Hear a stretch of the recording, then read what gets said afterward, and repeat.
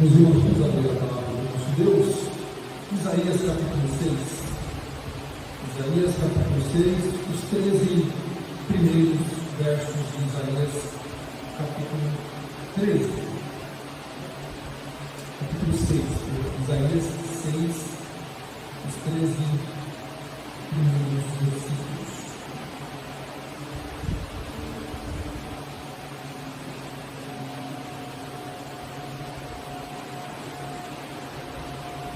Vamos ver nessa noite o chamado de Isaías, uma visão que transforma, dentro desse chamado do profeta Isaías. Isaías 6, os primeiros 13 versos da palavra do nosso Deus. Recebamos com fé a palavra do nosso Deus. No ano que morreu o rei Uzias, ou no ano da morte do rei Uzias, eu vi o Senhor assentado sobre um alto e sublime trono, e as abas das suas vestes enchiam todo o templo. Serafins estavam por cima dele, cada um tinha 6 asas, com 2 cobriam o rosto, com 2 cobriam os seus pés, e com 2 voavam. E clamavam uns aos outros, dizendo: Santo, Santo, Santo é o Senhor dos exércitos. Toda a terra está cheia da sua glória. As bases do limiar se moveram à voz do que clamava, e a casa se encheu de fumaça. Então disse eu: ai de mim, estou perdido, porque sou um homem de lábios impuros. Habito no meio de um povo de impuros lábios, e os meus olhos viram o Rei, o Senhor dos exércitos. Então um dos serafins voou para mim, trazendo na mão uma brasa viva, que tirara do altar com uma tenaz. Com a brasa tocou na minha boca e disse: eis que ela tocou os teus lábios, a tua iniquidade foi tirada e perdoado o teu pecado. Depois disso ouvi a voz do Senhor que dizia: a quem enviarei? Quem há de ir por nós? Disse eu: eis-me aqui, envia-me a mim. Então disse ele: vai e diz a este povo: ouvi, ouvi e não entendeis, vede, vede, mas não percebais. Torna insensível o coração deste povo, endurece-lhes os ouvidos e fecha-lhes os olhos, para que não venha ele a ver com os olhos, a ouvir com os ouvidos e a entender com o coração, e se converta e seja salvo. Então disse eu: até quando, Senhor? Ele respondeu: até que sejam desoladas as cidades, e fiquem sem habitantes as casas, fiquem sem moradores, e a terra seja de toda assolada, e o Senhor afaste dela os homens, e no meio da terra seja grande o desamparo. Mas se ainda ficar a 10ª parte, tornará a ser destruído, como terebinto e como carvalho, dos quais, depois de derribados, ainda ficou pouco. Assim, a santa semente é o Senhor. Vamos orar mais uma vez, meus irmãos. Senhor Deus, eis a tua palavra, que é viva e eficaz, e mais penetrante do que espada alguma de Deus diz. É por ela que somos, Senhor, exortados, edificados e ensinados para te servir melhor. Abra os nossos ouvidos, Senhor, para que nós possamos ouvir a tua palavra, e que ela possa descer no nosso coração, e descendo no nosso coração ela possa ser praticada, Senhor, no nosso dia a dia, para te glorificar e exaltar o teu nome. Seja conosco, Senhor, na nossa oração em nome de Jesus. Amém. Meus irmãos, este é um dos textos célebres, também conhecidos da Escritura, o chamado de Isaías no capítulo 6. Então, esse chamado de Isaías no capítulo 6 vai nos ajudar nessa noite a pensar sobre algumas coisas que este texto nos revela dentro dessa visão que transforma. Para que nós entendamos o que está acontecendo aqui no capítulo 6, é importante nós relatarmos o que acontece antes.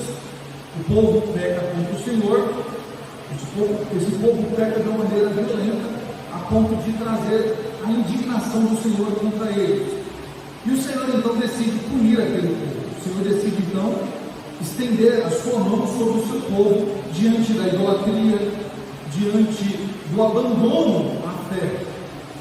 E Isaías está nesse contexto. Isaías, antes desse capítulo 6, Isaías está numa situação cômoda, numa situação favorável, numa situação estável. E é importante nós entendermos que a igreja, em todas as suas fases da existência dela, sempre quando tudo esteve bem, né, Deus levantou algo a acontecer em alguma nação, onde a igreja está, para que a igreja saísse do estado de comodismo. Sempre em que tudo estava aparentemente bem, e a igreja estava se moldando aos costumes do mundo, ou se moldando à sociedade, então Deus levantou ou permitiu uma perseguição, Deus levantou sofrimentos para que a igreja despertasse. E aqui não foi diferente. Deus então levanta juízo sobre essa nação para tirar Isaías do seu comodismo. Isaías foi chamado para ser profeta e não para ser auxiliar do rei. Então, alguns até dizem que o Isaías e o rei possivelmente tinham um parentesco, o rei Uzias. Nós não conseguimos achar isso na escritura, visto uma confusão gramatical que se tem, porque tanto Isaías quanto Uzias têm por pai Amós. A questão é que são Amós, esses dois Amós são diferentes. Amós, o pai de Isaías, é um, Amós, o pai de Uzias, é outro, e a questão gramatical no original define isso. Então, é importante nós entendermos, meus irmãos, que a morte do rei Uzias foi uma permissão de Deus, foi uma ação de Deus para causar uma incerteza nacional. Aquele rei que era um bom rei, que era bem visto pelos seus súditos, agora morre, e então gera-se uma incerteza. Quem governará no lugar de Uzias? Quem é que vai tomar o posto agora de Uzias? E esse rei vai ser bom? E toda sucessão gera incerteza. Quando se troca de um presidente numa nação, gera uma incerteza. Será que isso vai ser melhor do que o que estava? Ou vai ser pior? Quando troca o chefe lá na empresa, você fica naquela incerteza. Será que esse chefe vai ser bom igual ao outro? Ou será que ele vai ser tão ruim igual ao outro? Quando nós na escola trocamos de professor, lá nos nossos primeiros passos, o aluno fica assim, ele criou uma identificação com o professor anterior, e agora vem um professor novo, ele fica naquela incerteza. Há uma incerteza quando nós precisamos mudar algumas coisas da nossa vida. Então Isaías precisa passar por isso, o rei Uzias morre, e então gera uma situação de incerteza nacional diante daquele rei que era forte e que era um rei estável, um rei que dava estabilidade para o rei. É isso, meus irmãos. Em tempos de incerteza, o nosso Deus se revela e revela a sua glória. E sempre foi assim. Em toda a história do povo de Deus na terra, quando a crise atingiu o povo de Deus, então Deus manifestou a sua glória. Deus manifestou o seu poder para que o seu povo saiba que, ainda que a crise esteja instaurada, Deus continua o mesmo e Ele continua reinando sobre todas as coisas. E nós podemos ver isso nesses 13 versos do capítulo 6. Do verso 1 ao 4, meus irmãos, nós vemos então Deus revelar a sua glória a Isaías. E por que Deus faz isso para Isaías? Se vocês forem voltar aos capítulos anteriores, não precisa voltar agora, faz esse caso. Capítulo anterior, Isaías está: ai de você, ai Israel, ai de vocês que pecam, ai de fulano que peca. Isaías está falando do pecado dos outros. E então Deus precisa tratar com Isaías, para que Isaías então veja algo que está acontecendo com ele. Mas antes disso, Deus se revela ao povo. Isaías estava preocupado, assim como todo o povo. Por quê? Porque o rei agora não reina mais. Uzias não é mais rei. Aquele rei forte, aquele rei que sabia governar bem, que era um estadista, podemos assim dizer, um homem talentoso no seu reinado, agora está morto. E então Isaías está indo agora, e junto com o povo. E agora o que vai acontecer? acontecer. Então Deus se revela a Isaías em meio àquele pranto para mostrar a sua glória. E nesse mostrar da revelação da glória, Isaías tem uma visão, que começa dizendo: no ano em que morreu o rei Uzias, eu vi o Senhor assentado em um alto e sublime trono. O que Isaías vê? Que o rei está no seu trono, que Deus está no seu trono, independente das coisas que estão acontecendo aqui, agora. Deus está no seu trono, Ele não deixa de ser Deus. Isaías também vê o Senhor de forma soberana, gloriosa e majestosa no seu trono. A preocupação de Isaías era terrena. Os olhos dele e do povo estavam focados na morte de um grande rei que morreu, se esquecendo que o rei apenas, como diz o salmista, representava o rei maior, que era o Senhor. Davi entendeu isso. Davi sabia que ele governava no trono terrestre, mas quem governava de fato Israel era o Deus que governava no trono celeste. E então Isaías não podia esquecer disso, que o rei continuava reinando, apenas o seu representante morreu. E então naquela visão que se abre para Isaías, Isaías vê uma cena gloriosa: Deus, o Senhor, soberano, majestoso e glorioso no seu trono. E Isaías não para por aí, né? Eu vi o Senhor sentado no alto sublime trono, e a visão continua, e os serafins que estavam ao redor cantavam uma canção. A canção é santo. A palavra santo no hebraico aqui é Kadesh, que é a mesma de Kadosh, né? Kadesh, ou Kadosh, ou Kadesh. Essa palavra aponta para alguém que é extremamente santo. Então os anjos serafins cantavam Kadesh, Kadesh, Kadesh, ou Kadosh, Kadosh, Kadosh, mostrando, indicando que aquele que Isaías estava vendo era muito superior ao rei que havia morrido, ao Uzias. Esse rei que Isaías estava vendo sentado no trono era santo. E esses serafins, os serafins, a palavra serafim significa aquele que arde em chamas. E aí entende-se que esses anjos serafins, eles são anjos que ficam ao redor do trono de Deus. Se os querubins têm a sua ação de proteger Israel, os anjos têm a missão de ser os mensageiros de Deus, os serafins, eles são aqueles que estão diante do trono de Deus. Perdão, o arcanjo é aquele que protege Israel, né? Não o querubim. E os serafins então são aqueles que ficam diante do trono de Deus, adorando o Senhor e glorificando. E assim Isaías vê essa cena gloriosa no céu. Meus irmãos, para que Deus se revela?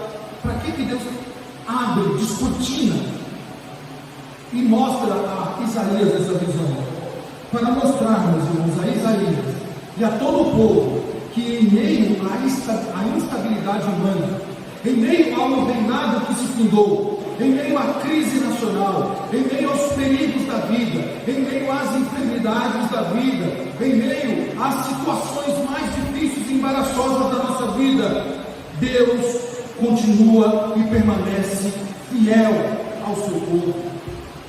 Isaías viu aquela cena para lembrá-lo de que, embora a situação de Israel estava incerta, Deus permaneceria fiel ao seu povo, porque ele se aliançou com Abraão e ele jurou que cumpriria a sua aliança. Por isso, meus irmãos, nós não temos o que temer. Se as coisas apertarem, se a situação ficar difícil, se nós entrarmos numa crise que parece que não tem fim, saiba que o seu Deus continua fiel e Ele continua sendo o Deus que se aliançou com você e Ele cumprirá na sua vida tudo aquilo que Ele prometeu. Isaías vê a glória de Deus aqui. Ele vê cantando, adorando esse Deus. O que é que Isaías de fato vê aqui? O que Isaías vê aqui, meus irmãos, é o próprio Senhor Jesus Cristo antes da encarnação. Antes da encarnação, quando Isaías diz: eu vi o Senhor assentado sobre um alto e sublime trono. Ele vê o próprio Cristo antes da encarnação. E isso que Isaías vê está totalmente de acordo com os evangelhos. Evangelho de João, capítulo 12, versículo 41, aliás, no versículo 37, a palavra de Deus diz assim: depois de dizer isso, Jesus foi embora e ocultou-se deles, falando sobre a incredulidade dos judeus.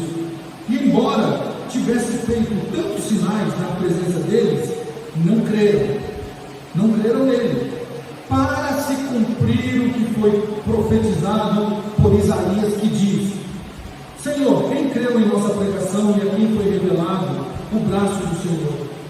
Não, por isso não podiam crer, porque Isaías disse ainda: cegou os olhos dele, endureceu-lhe o seu coração, para que vejam com os olhos e não entendam com o coração, e se convertam e sejam por mim curados. E Isaías disse isso, olha o 41, Isaías disse isso porque viu a glória dele e falou a respeito dele. João está dizendo, Isaías disse que o Senhor iria endurecer o coração dos incrédulos. Foi isso que Isaías disse aqui no capítulo 6, que eles veriam com os olhos, mas não enxergariam, ouviriam com seus ouvidos, mas não escutariam com seus ouvidos, mas não ouviriam. Deus endureceu o coração deles para exterminá-los por causa da sua incredulidade. Jesus está dizendo a mesma coisa acerca dos judeus incrédulos. E João está dizendo, aquilo que Isaías viu no capítulo 6, o Senhor assentado no alto sublime trono, é o próprio Cristo antes da encarnação. É o Senhor. Isaías disse isso porque viu a glória do Senhor, viu e falou a respeito disso. João afirma e confirma o que foi dito. Isaías viu a majestade do nosso Senhor Jesus Cristo, meus irmãos. Isaías viu Cristo antes da encarnação. Que gloriosa visão teve o profeta em meio ao caos que estava se instalado na nação de Israel. Versículo 5, meus irmãos, Isaías ainda dentro da sua visão, agora que ele viu a glória do Senhor, que o Senhor se manifestou a ele, e que ele teve a visão do Cristo pré-encarnado, agora Isaías é confrontado com a realidade do seu pecado. Como eu disse, Isaías no capítulo anterior, nos capítulos anteriores, ele aponta para o pecado dos outros. Ai de vocês, ai de fulano, ai de ciclano. Mas agora Isaías, ele vê Deus, e quando ele vê Deus, quando ele vê a glória de Deus, Isaías também enxerga a sua miséria. Isaías se desespera diante daquilo que ele viu, e ele diz: ai de mim, que sou um homem miserável, ai de mim que sou um pecador, e habito no meio de um povo pecador, ai de mim que sou um homem de lábios impuros, e habito no meio de um povo de impuros lábios. Isaías agora vê que ele está perdido, porque diante da glória de Deus, diante da majestade de Deus, meus irmãos, nós reconhecemos quem nós somos, pecadores íntimos, diante da grandeza de Deus. Isaías então reconhece o seu pecado pessoal, ele reconheceu que os lábios dele eram impuros. Qual foi o pecado de Isaías? A Bíblia não relata o pecado de Isaías, pelo menos não temos aqui no texto, mas certamente Isaías pecou, porque ele reconheceu o seu pecado, dizendo: sou um homem de lábios impuros, sou um homem de lábios impuros. Ele reconheceu o seu pecado pessoal e reconheceu o pecado social, o pecado coletivo do povo, quando ele diz: habito no meio de um povo de impuros lábios. Meus irmãos, o pecado não pode ser tolerado de maneira alguma. A santidade de Deus, ela tem que ofuscar o pecado. Todo aquele que quer ser santo, todo aquele que busca a santidade, ele precisa se afastar do pecado. Não dá para buscar a santidade, não dá para querer ver a glória de Deus e continuar no pecado. São coisas opostas. A santidade de Deus ofusca o pecado, e o pecado impede que a pessoa veja a glória de Deus, se Deus assim não a resgatar. Quanto mais do pecado, mais distante da glória de Deus. Quanto mais próximo de Deus, mais distante do pecado nós estamos. Meus irmãos, é por isso que nós temos que nos achegar a Cristo, porque Cristo é a perfeita santidade de Deus. Cristo é a verdadeira canção que os serafins cantavam quando eles diziam: Santo, Santo é o Senhor dos Exércitos. É a mesma canção que é cantada no Apocalipse para Jesus. Santo, Santo é o Cordeiro que vive e reina para todo sempre.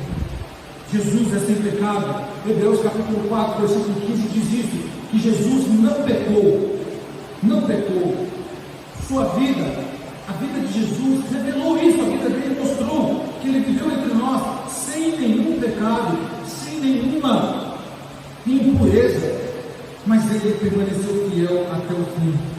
Cristo é então, meus irmãos, a expressão plena da santidade de Deus que Isaías viu naquela visão, naquela canção cantada pelos serafins. Por isso, se nós quisermos realmente ver a glória de Deus, é preciso que o nosso pecado seja confrontado. É preciso que nós tenhamos o nosso pecado confrontado para que nós o deixemos e o abandonemos, como fez Isaías aqui. Quando um anjo vem até Isaías e traz uma brasa, um braseiro, um pegador de brasa, e leva e queima a língua de Isaías, ele diz: agora você foi purificado do seu pecado. E então Isaías pôde dar o próximo passo, porque Deus o purificou dos seus pecados. Versos 6 a 7 mostra-nos isso, quando Isaías então diz que um dos serafins voa para ele, trazendo na mão uma brasa viva, que tirava do altar, ou que tirara do altar com uma tenaz, um pegador de brasas, E com a brasa tocou a minha boca e disse: eis que ela tocou seus lábios, a tua iniquidade foi tirada e o teu pecado perdoado foi o teu pecado. Então veja, Cristo é aquele que nos purifica dos nossos pecados. Para que nós vejamos a glória de Deus, é preciso que Cristo nos purifique. É preciso então que nós sejamos purificados. Deus não se revela, meus irmãos. Deus não revela a sua glória simplesmente por alguma coisa que seja aleatória. Deus não revela a sua glória para nos condenar, mas exatamente para nos restaurar. Deus se revelou a nós para nos resgatar do pecado, para que nós sejamos purificados e restaurados. O serafim, quando toca na brasa, quando toca uma brasa na língua de Isaías, na boca de Isaías, purifica então o profeta. E a purificação que Isaías passou aqui nesse trecho, nessa visão, ela precedeu a missão de Isaías. Isaías tinha uma missão, mas para que Isaías fizesse essa missão, cumprisse essa missão, Isaías precisava ser purificado do seu pecado. Com isso, meus irmãos, Deus, antes de nos usar, seja para qualquer coisa, Deus primeiro nos purifica.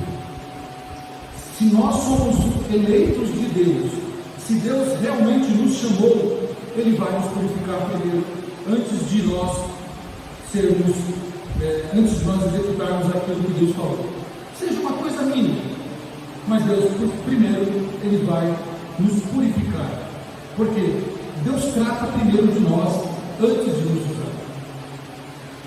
Nós não cremos, como muitos aí fazem. Não, vai lá, canta no grupo de louvor e depois Deus vai te capacitar e vai te usar. Então, primeiro Deus te transforma, depois Deus te usa. Vai lá, vai pregar. Você vai pregar e Deus vai te transformar. Não, primeiro você é capacitado por Deus, é purificado por Deus, depois você vem pregar. Vai ser um diácono, um presbítero, um pastor, depois Deus te purifica. Não, primeiro Deus te transforma, Deus te chama, te capacita, te transforma, te purifica, e então depois Deus te usa. Deus tem um tempo certo para tudo isso. Nós não precisamos temer e não precisamos nos preocupar com isso. Então, Cristo purifica os pecadores, irmãos. Ele purifica os pecadores. Isaías é tocado então por essa brasa, que acaba o anjo narrando que o pecado dele é iniquidade, né? Ele é muito forte. O anjo usa a palavra iniquidade de Isaías. Então era uma coisa muito grave que Isaías tinha cometido.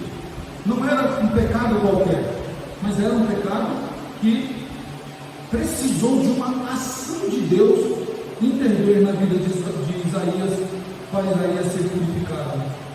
E esta cena, meus irmãos, é como ela prefigura, ou ela figura a obra de Cristo em nós. Este anjo, esses serafins que vão até Isaías, com a tenaz, com uma brasa, purificar Isaías, é aquilo que Cristo faz em nós. Cristo também nos purifica, Cristo também nos transforma para nos usar para a glória de Deus. Ele é o que nós chamamos aqui de um carvão vivo que purifica os nossos pecados. Ele é a chama que transforma a nossa vida. A morte de Cristo na cruz é o altar de onde vem a brasa, e essa brasa que toca a cada um de nós e nos limpa completamente. Cristo é essa purificação para nossas vidas. É Ele que nos transforma. A purificação que Isaías sofreu aqui no capítulo 6, irmãos, aponta para o perdão que Cristo oferece para nós.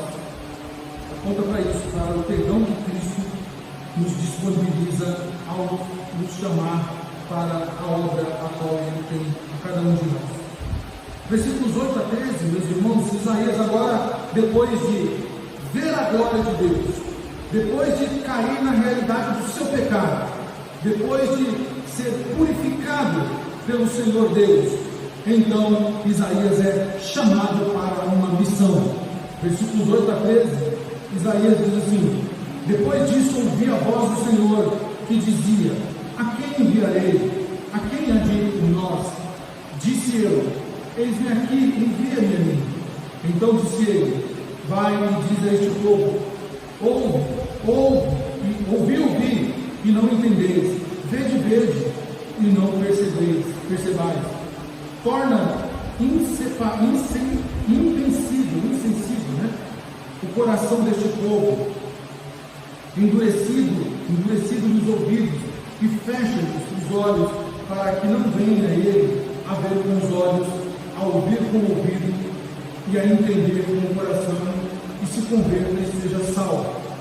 Então veja, Isaías tem uma missão: pregar a este povo, para que eles, ouvindo a palavra do Senhor, eles vejam e ouçam, mas não enxerguem e não escutem a palavra do Senhor. Por quê? Porque Deus queria trazer juízo àquele povo. Deus queria trazer juízo àquele povo, e então Deus agora envia Isaías. E é uma pergunta, a missão, né, de Isaías era uma missão dura, mas Isaías precisava obedecer a Deus. Por isso que Isaías precisava passar por todo este processo, ser tirado do comodismo, de lá diante do rei, uma situação estável dela, com algumas regalias. Deus precisava tirar Uzias da vida de Isaías. Enquanto Uzias estivesse vivo, Isaías continuaria sendo alguém numa situação de comodismo, alguém insípido, sem sal, alguém que estava ali, tudo bem, está tudo funcionando maravilhosamente bem, vou ficar na minha. A situação estava muito confortável para Isaías. Então Uzias precisava sair de cena para um processo de purificação iniciar-se na vida de Isaías. Uzias morre, Isaías agora vê a glória de Deus, ele vê a situação de pecado dele, e é tratado pelo Senhor. Isaías é purificado, e então Deus diz: agora quem eu vou enviar? Isaías diz: envia-me, eu quero isso, me envia. Então Isaías obedece o chamado do Senhor, e Deus envia Isaías a pregar a palavra ao povo de coração duro, ao povo que tinha irritado muito ao Senhor com seus pecados, ao povo incrédulo, que não queria obedecer a Deus em hipótese alguma. Isaías então obedece ao Senhor e vai pregar a este povo para juízo. E é muito interessante aqui. Muitas vezes nós gostamos de pregar o Evangelho em situações cômodas, em situações confortáveis, para uma pessoa que já conhece a Cristo, para uma pessoa que ela tem uma boa imagem da igreja, para uma pessoa que ela gosta dos evangélicos, que ela até canta os hinos, que ela vem de vez em quando a alguma igreja. Então nós gostamos desse tipo de situação, Isaías não foi chamado para esse tipo de situação. Isaías foi chamado para pregar para um povo de coração duro, incrédulos, que rejeitaram a palavra do Senhor. E então Isaías obedece. E a missão de Isaías, meus irmãos, não era olhar para o resultado, se aquele povo ia aceitar a palavra ou não, mas obedecer a Deus. Nós tratamos isso na nossa escola bíblica pela manhã. A missão nossa é pregar o Evangelho para duas finalidades: para que os eleitos sejam alcançados e para que os réprobos, os ímpios, sejam condenados pela palavra. Todos ouvirão a palavra, uns para serem alcançados, outros para serem reprovados. Isaías não tinha que olhar para quantos views, se assim houvesse na época, como os pregadores de hoje. Quantos views tem na minha rede lá? Quantas curtidas tem no meu vídeo? Quantas pessoas estão me seguindo? Quantas pessoas foram no culto que eu fui pregar hoje? E essas pessoas acham, esses pregadores do tempo moderno, que estão no comodismo, acham que por causa das multidões que os acompanham, está tudo bem, está tudo tranquilo. E eles não enganam só a si mesmos, ou só o povo, mas enganam-se a si mesmos, porque eles deixam de falar o que Cristo pediu para eles falar. E então traz o evangelho fofinho, o evangelho amaciante de Eva, o evangelho light, o evangelho que até o diabo gosta de ouvir, porque não causa nenhum efeito, não transforma a vida, não confronta o pecador. Isaías não foi chamado para pregar esse tipo de evangelho. Isaías foi chamado para anunciar a palavra do Senhor. E olha qual era a missão de Isaías. O que Isaías deveria falar? Não era dizer assim: ei, Deus vai te dar um carro esse ano. Ei, prepara suas malas, Estados Unidos o teu destino. Ei, Deus está preparando um varão, uma varoa. Ei, fica tranquilo, porque esse ano é o ano da vitória, é o ano da bênção. Não foi para isso que Isaías foi chamado. Isaías foi chamado para dizer estas palavras. Então, Senhor, até quando, Aliás, antes, o Senhor disse assim: então, diz a eles, diz a este povo: vocês ouvem, veem, mas não percebem. Torna o coração de vocês duro, e vocês insistem em continuar com o coração duro e pecaminoso. Isaías diz: Senhor, eles vão permanecer nesse coração duro e com esses olhos vendados e com esses ouvidos fechados até quando? Aí o Senhor diz, responde Isaías: até que a terra seja desolada, as cidades fiquem sem habitantes, as casas fiquem sem moradores e a terra seja toda desolada, e o Senhor afaste dela os homens, e no meio da terra seja grande e o desamparo. E se ainda ficar uma décima da parte dela, tornará a ser destruída como terebinto e como carvalho, dos quais, depois de derribado, ainda fica o topo. Assim, a santa semente é o seu povo. Ou seja, não era uma mensagem agradável. Isaías tinha que dizer para aquele povo: Deus vai pesar a mão sobre vocês, Deus vai destruir vocês. Vocês vão sentir agora a ira de Deus sobre vocês por causa dos seus pecados. Mas fique tranquilo, Deus não vai deixar com que Israel seja dissipado, porque ele seria o sou com Abraão, Isaac e Jacó. Então Deus ia deixar um pouquinho ali, Deus ia deixar uma pequena porção ali para ser lembrado. Meus irmãos, a nossa missão é pregar o Evangelho do Senhor, é pregar aquilo que o Senhor quer. Por quê? este chamado de Isaías, que Isaías cumpre fielmente, também é o chamado de Jesus. Jesus foi o enviado do Pai, conforme diz os Evangelhos. Jesus foi o enviado, né? E aqui o que Isaías, a resposta de Isaías, a quem enviarei, né? Envia-me a mim, é a resposta de Cristo. E qual era a missão de Cristo? Não era uma missão agradável. Cristo não vinha para constituir família. Jesus não veio a este mundo para ser um popstar. Jesus não veio a este mundo para ter muitos amigos, dinheiro, para ter casa na praia. Jesus não veio para ser um grande, celebrado pelos grandes reis. Jesus veio para uma missão apenas: morrer pelos eleitos de Deus. Levar sobre ele toda a ira de Deus, que deveria ser derramada sobre todo ser humano. Ele veio sabendo da sua missão, que não era uma missão qualquer. E ele, Jesus, enfrentou também um povo de coração duro, um povo incrédulo, que viu os sinais, mas não enxergaram. Escutaram os ensinamentos de Jesus, mas não ouviram, não desceu o coração, e eles se tornaram cada vez mais duros ao Senhor. Jesus enfrentou esta missão fiel até o fim, e Paulo afirma isso dizendo que ele foi obediente até a morte, e morte de cruz. Meus irmãos, Cristo nos chama para uma missão. A minha e a sua missão dada pelo Senhor é anunciar o reino dele aqui nessa terra. Nós temos duas opções: ser obediente a Deus, escutando o seu chamado, ou nós continuaremos incrédulos, rejeitando o chamado do Senhor. Ouvimos, mas não escutamos, ou escutamos e não ouvimos. A nossa missão é pregar o Evangelho.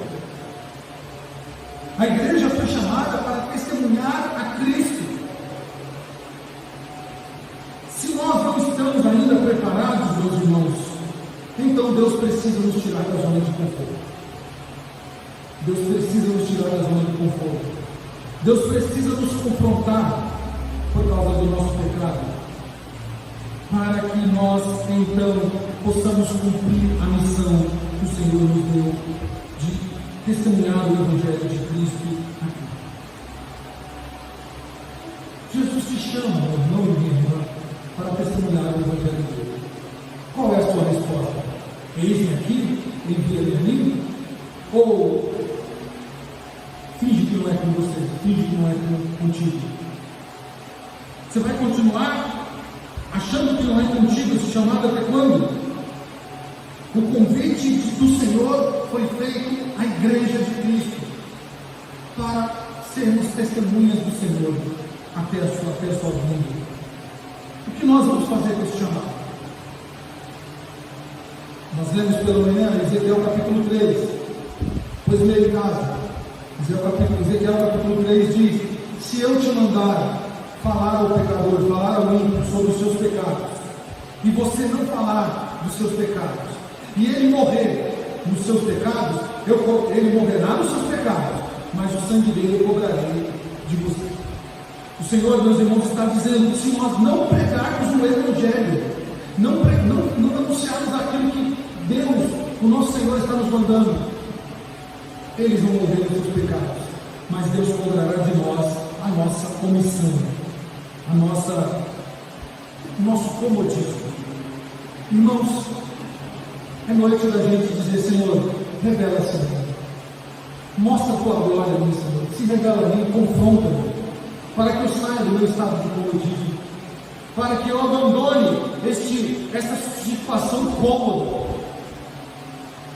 que está tudo bem para mim, que está tudo maravilhosamente para mim, que eu estou bem, eu tenho tudo que eu preciso, eu tenho uma boa casa, um bom emprego, tenho família, tenho dinheiro no banco para poder viajar, para fazer o que eu quero, está tudo bem para mim. pior engano que eu e você podemos cair. Nós precisamos falar do amor de Cristo.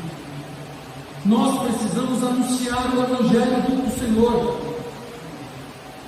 A começar dentro da nossa casa, expandindo-se para os vizinhos, expandindo-se para toda a região, para que o Senhor seja manifestado, para que o Evangelho de Deus seja manifestado e o Senhor venha ser conhecido das pessoas, para que elas possam então serem alcançadas pelo Senhor. Notem uma coisa chave aqui no texto. Isaías, ele apontava o pecado dos outros, dizendo: ai de fulano, ai de ciclano, ai de beltrano. Quando ele viu a glória de Deus, ele disse: ai de mim, que sou um homem de lábios impuros. Ai de mim, porque eu estou cercado de um povo de impuros lábios. Meus irmãos, nós precisamos colocar a nossa vida diante de Deus. Nós precisamos buscar santidade no Senhor. Nós precisamos realmente confrontar o nosso coração e quebrar todo tipo de vaidade, todo tipo de idolatria, todo tipo de comodismo, todo tipo de ação contrária à vontade de Deus, para que aí sim, tratando do nosso ser interior, nós possamos sair e pregar o Evangelho do Senhor, anunciar a palavra do Senhor aos pecadores. Que Deus nos ajude, meus irmãos, que o Senhor nos ajude a enxergar isso e nos tire do comodismo que talvez nós estejamos, e nós precisamos sair dele, porque fomos comissionados por Jesus para pregar o Evangelho, e esse Evangelho precisa ser pregado em todo o reino antes que chegue o dia do Senhor. Vamos orar?